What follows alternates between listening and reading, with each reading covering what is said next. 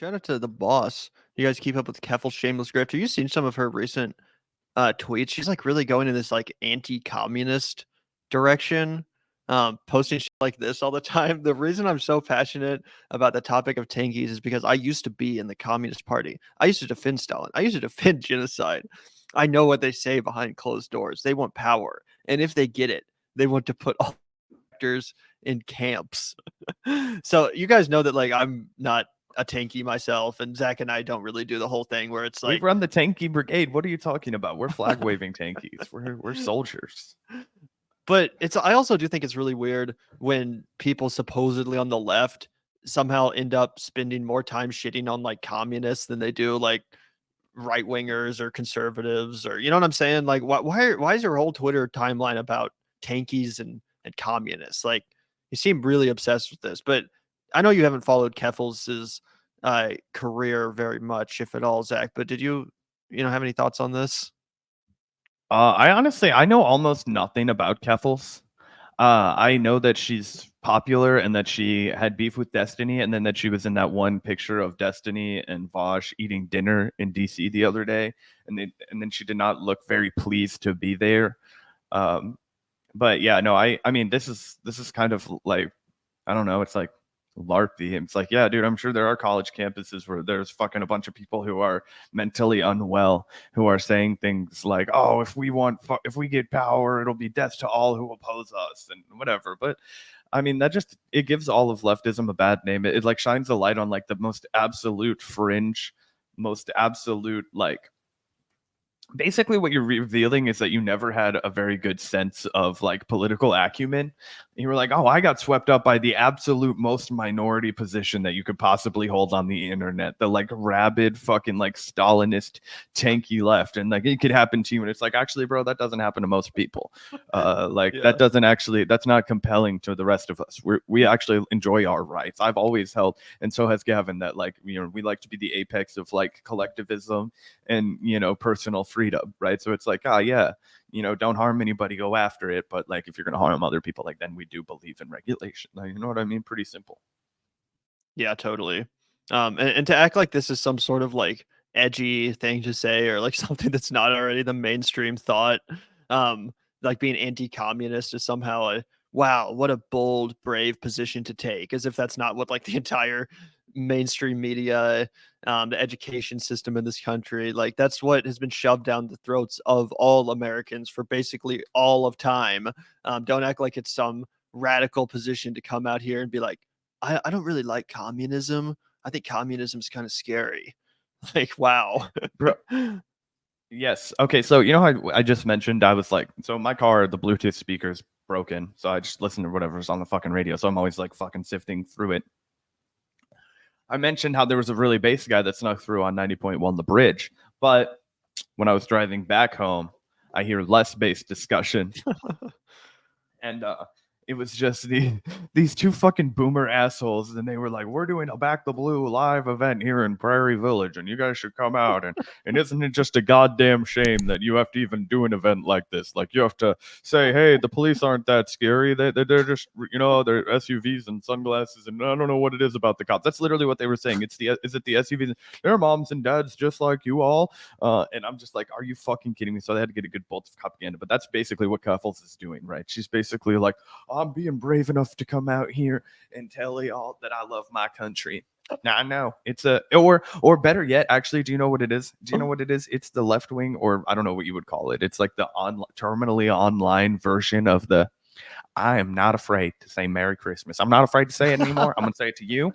I love my country. I love my religion. I love Merry Christmas to all of us. Merry Christmas, baby Jesus, all that. Now, I'm Bro, going to do say they it all, still and I'm do not going to that? be ashamed.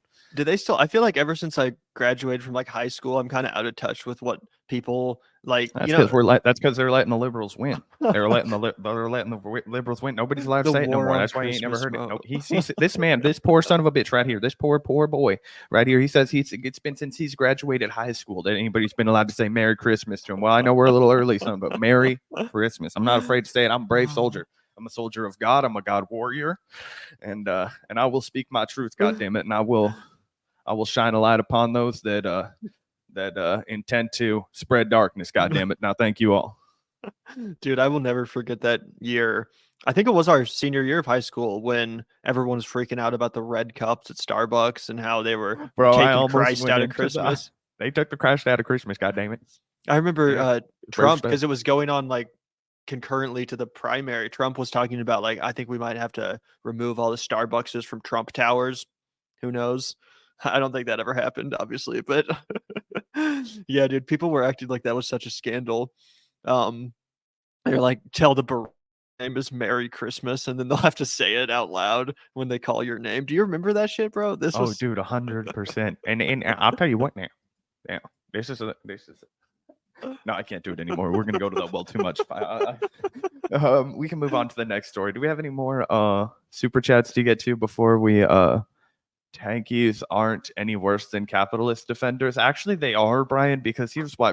Capitalist defenders, they're just run-of-the-mill people. They're just people who have been given like one little bit of information. Tankies have all of the correct information and they chose to abandon it. Like, I mean, I guess if you're talking about like the ANCAPs, like the most fringe, but a lot of people would see when you're talking about tankies, you're talking about a fringe. When you're talking about capitalist defenders, you're talking about people like my dad, who might agree with us on a bunch of shit, but when you say like we're gonna abolish capitalism, he starts to get cold feet because he likes to buy big TVs and like, fucking, it's just like, well, what happened? What about the TVs? I What also about like the to buy fucking big TVs, by the way, as a proud socialist. right? Anyways, it's just like, so people will defend capitalism even if they're not like a lost cause. A lot of tankies are lost causes, bro. I just don't even have any patience for them. And also, they just get on my fucking nerves. I'm like, God, you're just the most aggravating crowd. I don't get it. It's like Yeah. you're so correct on like 4 out of like 17 things. And The- then the rest of it just like North Korea is a paradise. It's like, bro, no, it's not.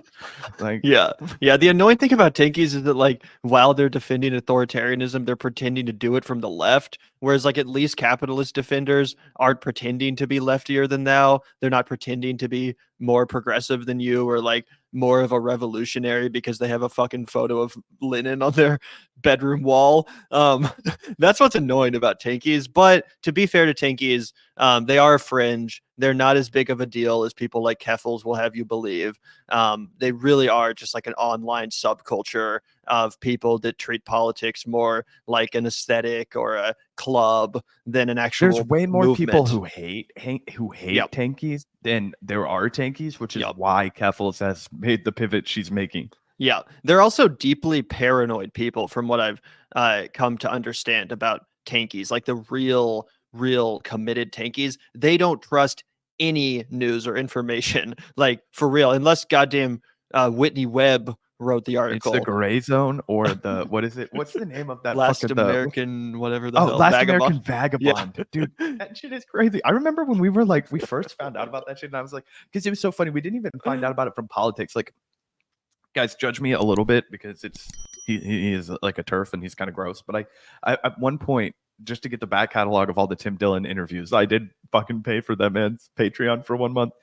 And one of the ones that he interviewed was he did this long Whitney Webb Epstein thing. And that's what I really wanted to hear about. I just was like, I wanted the hot goss on Epstein. I don't know how much of it's true. I didn't really care. I was listening to that all for entertainment, just for like smut, right? Like smoke a bowl, fucking go for a walk, like listen to people tell me like potentially conspiracy theories. But that dude was pretty funny. Like you got to give Tim Dillon at least for like being like he's a funny He guy. is Out pretty of all the funny. like He is pretty Rogan adjacent guys, he Yeah. actually makes me laugh. Like I think he's actually got a knack for it. He's very charismatic. He's got high energy. I like all of that. He's always kind of like he's on coke, but people used to say that to me in the comment sections all the time. So I'm like, I don't think he actually is. I think it's just part of his personality.